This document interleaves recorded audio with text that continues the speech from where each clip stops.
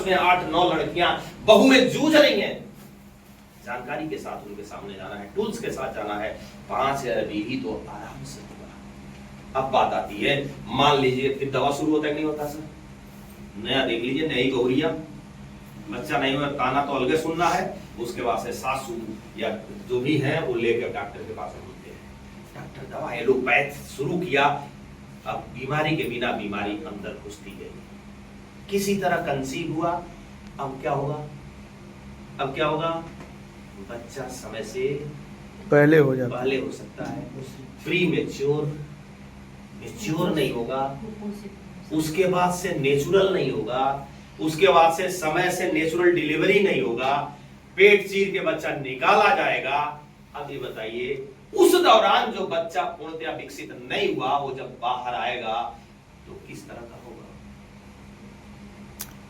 किस तरह का होगा, वो भी स्वस्थ नहीं रहेगा, स्वस्थ नहीं रहेगा। उसको बाहर से कितना हो डोज दवा देते रहिए, वो कभी स्वस्थ नहीं होगा।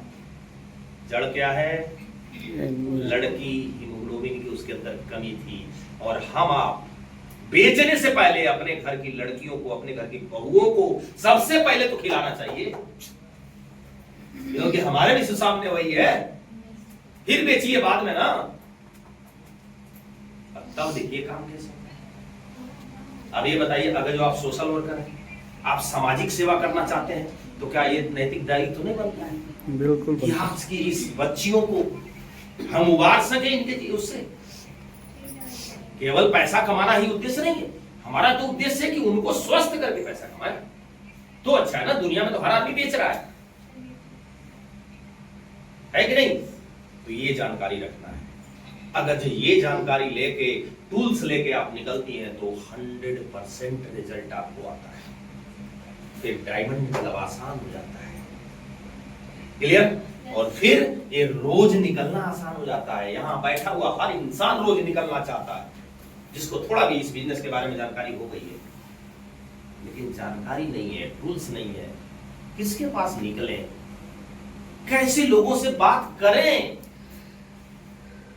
चारों तरफ तो आपके लोग हैं, अरे किसी के घर जाइए ना हालचाल पूछने, आपके पास कौशल है, आपके पास जानकारी है, आपके पास टूल्स है, आपके पास पैसा है, तो जहां गई वहीं शुरू, वहीं शुरू और वहीं बिजनेस।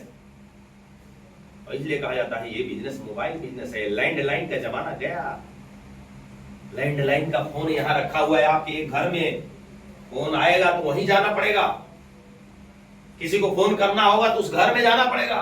और मोबाइल क्या हुआ, जहां है वहीं।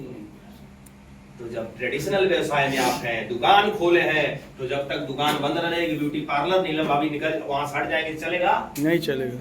लेकिन बिजनेस इनका ये नेटवर्क आरसीएम का जहां गई वहीं चलेगा। एक बार तारीफ के तो बजनी चाहिए।